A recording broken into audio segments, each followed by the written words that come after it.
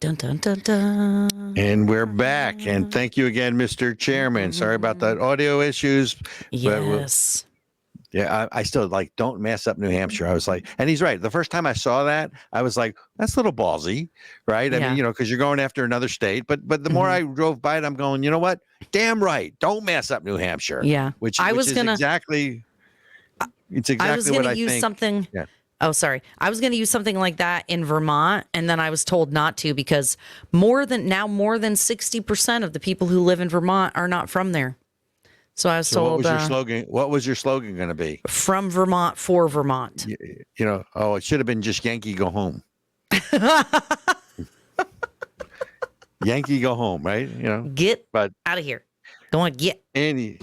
So let's go back to presidential politics because we are 20 days and counting. And folks, the next couple of shows, we're going to be bringing on a lot of experts and interesting, whether it's public officials and other people to talk about the upcoming election. As I said in the monologue, I don't think this is going to be, if this is a free and fair election, this may be a Reagan-Mondale wipeout, right? This is not even going to be close, but that you're getting under the skin of the other side because now they're going after, right? Barack Obama going after black men. It's cool to vote for Kamala. And then if you listen to sort of the milquetoast people during the day on The View or anything like that, they're now saying that any man who supports Trump is a faux male, meaning a fake man. That's not real masculinity. That Governor Tim Walz is their idea of a real man.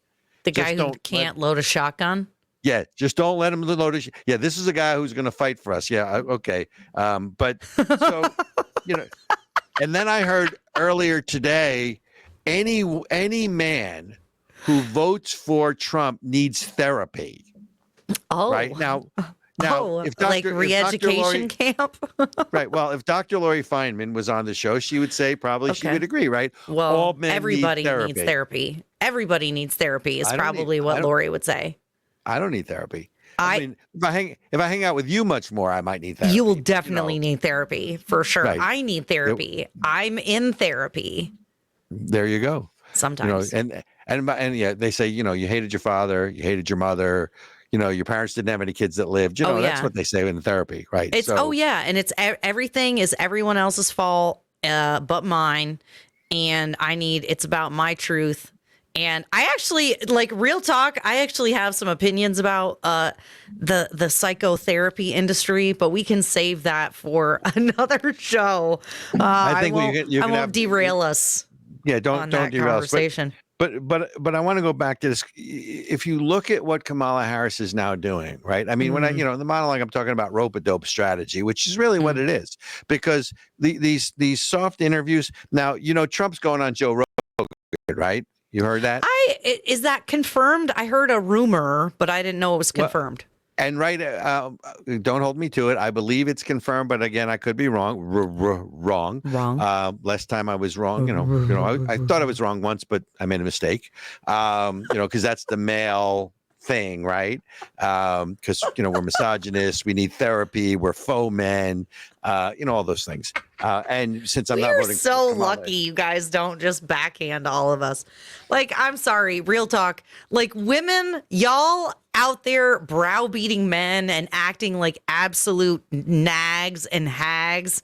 Look, we have the right to vote because of men. Wait, nags, hags equals no shags, right?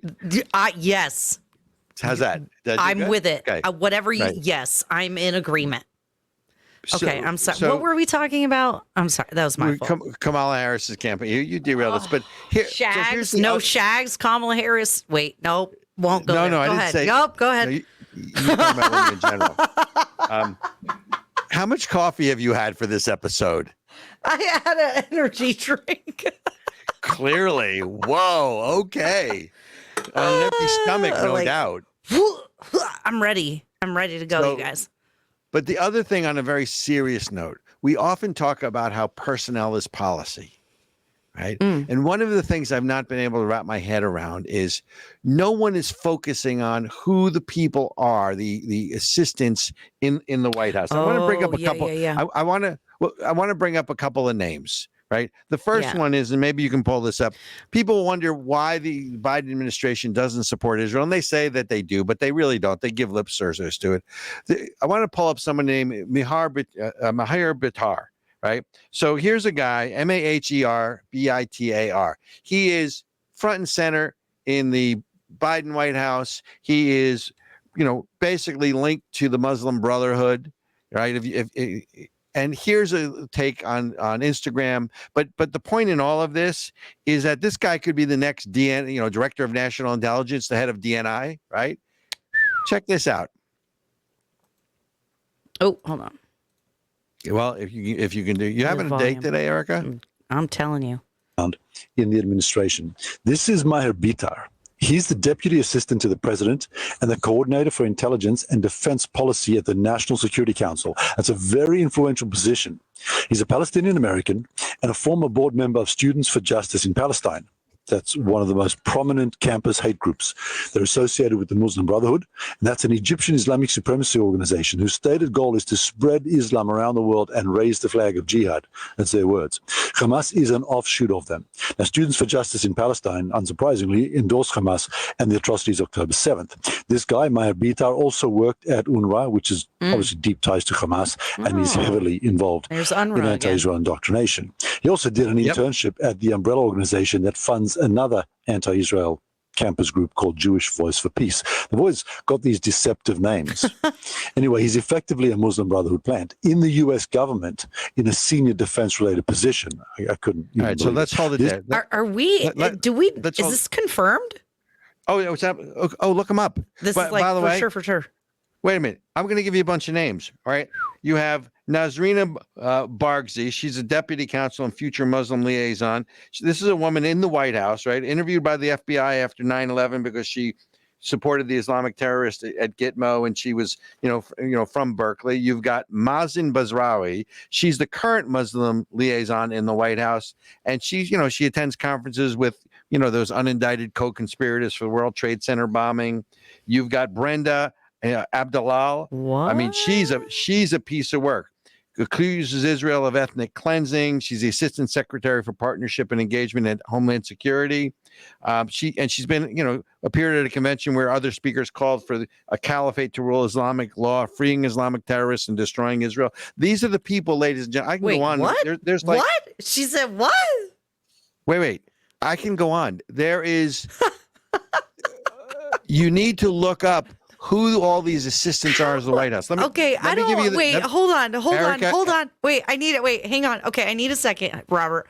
Okay. Breathe. So now we're talking about all these people who are basically associated with terror organizations.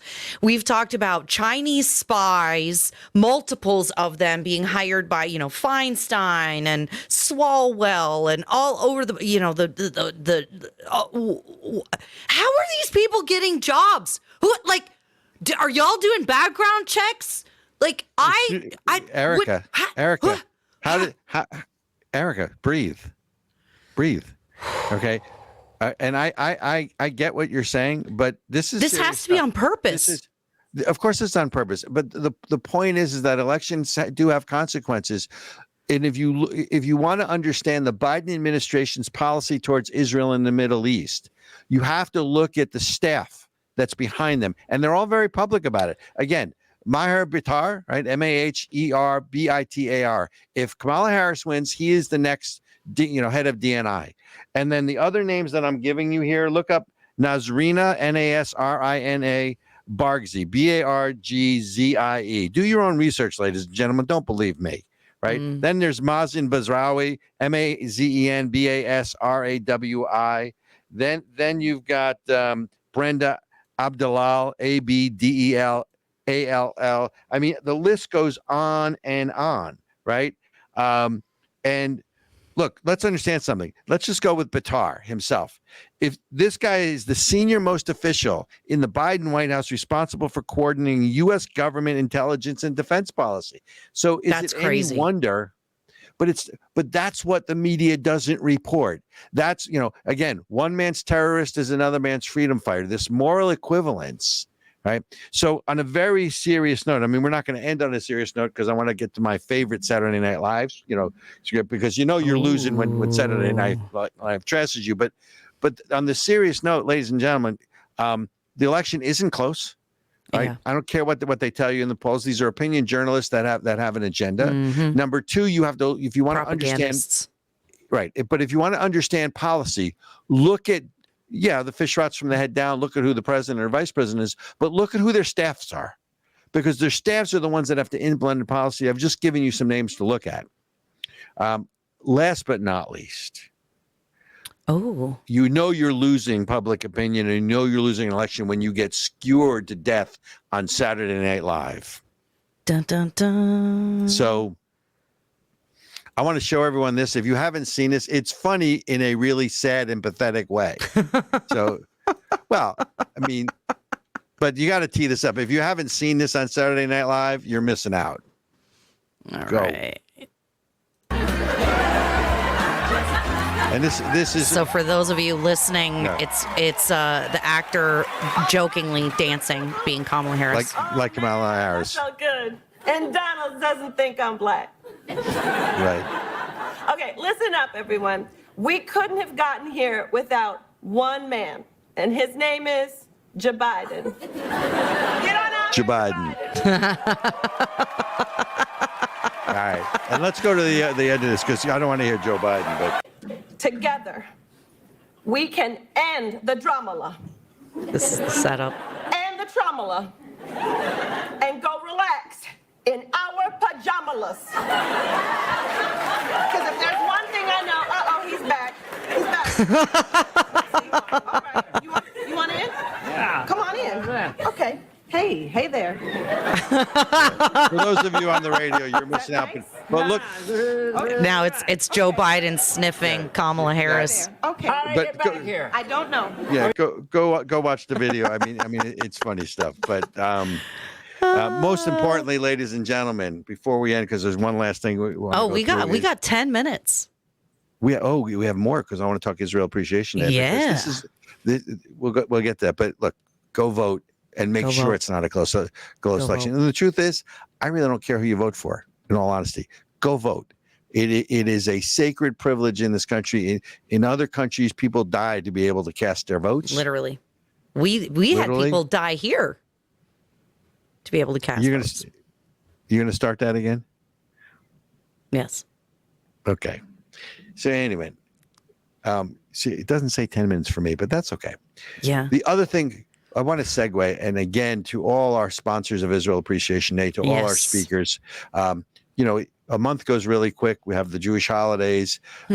But for those of our listeners, I want you to see what you missed, because we're going to be re-releasing Israel Appreciation Day as a movie later this fall. Here is the highlights from Israel Appreciation Day. Oh, sorry. Oh, there we go. Oh, hey, hang on. All right, you ready?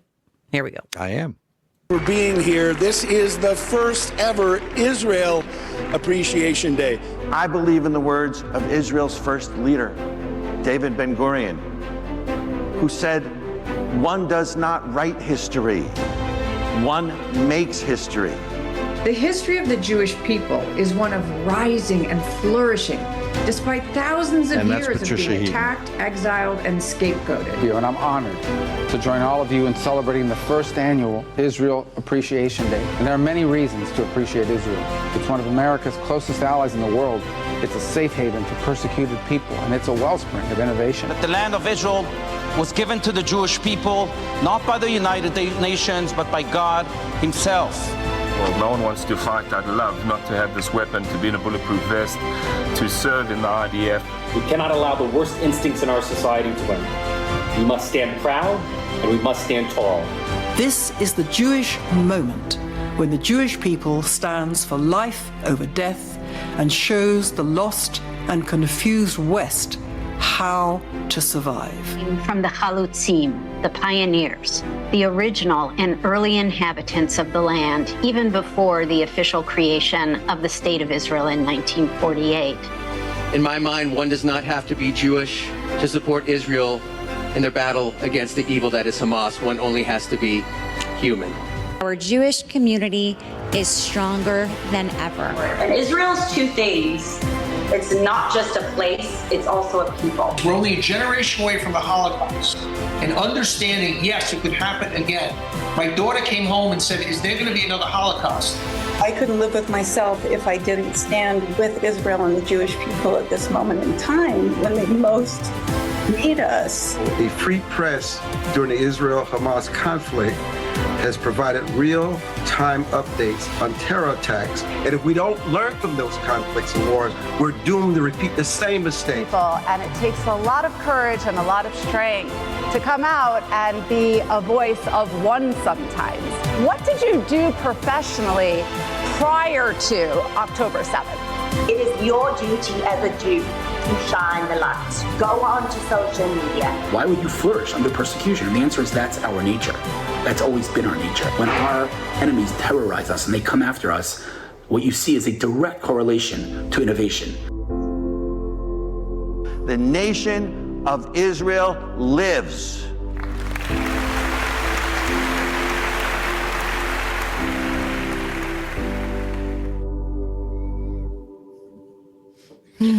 And for those of you on the radio, go back and see if you can figure out who those voices are. We had Senator Rubio, we had Congressman Richie Torres, we had John Androsik, Five for Fighting, we had Hillel Fold from Israel, we had Dr. Lori Feynman, we had, I mean, there's so many people who contributed to just an incredible event. Kaya Jones, Rebecca DeMornay, Samantha Edis. We had, let's see, we had Jennifer Cohen. We had Bellamy Bellucci. We had. What was that? What was that opening quote? I'm trying to remember it now. That was included in that edit. From me you, or from whom? From you. So David Ben Gurion was the first leader of Israel, and he basically said that one does not write history, right? That's that old expression, you can write history or read history. So he actually took it one step further. He said, one doesn't write history, one makes it. Yeah. Right. And Israel is making its own history. And it's so true because, a lot of times people say things like, don't sit on the sidelines or don't be a ref or things like that. And now is one of those times to not be sitting on the sidelines when you see bad things happening. Okay, ladies and gentlemen, now is the time to say something. And I love that's what Rebecca DeMornay said. She was like, I can't imagine not standing with the people of Israel during this time. Particularly when we're seeing these crazy protests that just seem to not really take history into consideration. That's all I want. I just want you to actually read textbooks, learn history. Look, good luck with that. I mean, most people get their sound bites in 30 seconds or that was a 3-minute trailer. I had a friend of mine who watched the highlight reel and went, this is really good. I normally never watch anything more than 2 minutes. I was like, okay, but so you listen to someone like Melanie Phillips, who was one of our two keynote speakers, right? She was great. And noted journalist and author, right? British, born in Britain. And she basically said that Israel is setting an example in fighting and showing the West how to fight for its survival. So that it's real. And it really is the point, right? It's not just Israel's survival. This isn't, as we have said ad nauseum, just about the Jews. That's right. This is about Western civilization. So, what I'm happiest about is we were able to put together that show that really highlights and showcases a lot, not all, but a lot of the things that makes Israel special. Again, not just because it's a Jewish state, and not just because it's a U.S. ally, but what I want everyone to know is go to IsraelAppreciationDay.com. We're updating the website for everyone. We're basically, we're going to be releasing, if you missed the live show, we're going to be releasing or re-releasing or rebroadcasting Israel Appreciation Day, not the live event, Israel Appreciation Day, the movie later this fall with some premieres and some other things. You'll also be able to, download it. Well, not download it. You'll be able to view it online. Stream it. But you'll be able to stream it. Those are really the important things, right? Because this is connected, right? The elections are in 20 days. So think about this connection, Ericka. If Israel is indeed is a vanguard of fighting for Western civilization, and in some senses is fighting the battle for the West that the U.S. hasn't really fully engaged, and elections matter, and the personnel is policy that people appoint, then there's a direct connection between what we're talking about with Israel Appreciation Day, who wins the next election, what people they appoint as personnel, and what policies they implement to help Israel finish this fight, as opposed to threaten to embargo weapons or tell them not to go into Rafah, or they're going to pay a consequence, or leak their plans of their retaliatory strike to Iran in the public, in the press, to say, oh, this is what Israel's going to do to try to pressure Israel. I mean, if you want to know why we have the policies we do, look at who the personnel is, but it directly connects to Israel Appreciation Day, and it directly connects to Israel being the vanguard of this fight for Western civilization, because, as Melanie Phillips says, is leading the way, or showing the West how to fight for its own survival. Get the connection? I do. And think about this, Robert.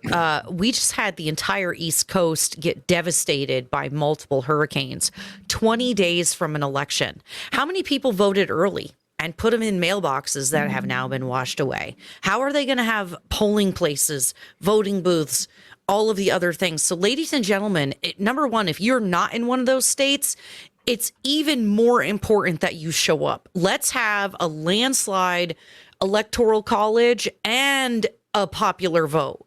If every American showed up and voted that actually has the thought process to vote, we can show America we can show these leftist politicians the door. Okay, so really, you guys, for all of our viewers, for all of our listeners out there, there's one particular that I'm speaking to right now, I know is watching. You have one in particular. Can't we speak to more than one? But I know there's one in particular that's watching that I'm specifically talking to right now. Your vote matters. And if the sane people sit this out, then it's your fault when people like Kamala Harris get elected. I don't think people are sitting out. I think Chairman Ager is correct. I think that the people that support Trump, and even the ones who don't support Trump the man but support Trump the policy, will walk over glass, broken glass to cast their votes. My question is, because now I got to put on my tinfoil hat, is, we give billions of dollars to Ukraine, we give billions of dollars to Hamas, right? And the people in North Carolina just got a check for $750. Oh, it's sick. Right? It's sick, Robert. For FEMA support. Yeah. Could it be that that people in that part of North Carolina are Republican voters? That's why they're not getting their support. I mean, I don't know. Look, wait. I haven't done the demographic study, but I think there's your tinfoil hat. So anyway. Doesn't work with my headphones. All right, you guys, we have made our way around the hour. Thank you for joining us. If you have liked what you have heard, we ask that you like the video, share it with your friends, and most importantly, subscribe and leave us a comment. The algorithm on all of the platforms loves your engagement. So give us a comment, give us a thumbs up, all of the things. Thanks for joining us, folks. We'll talk to you next week.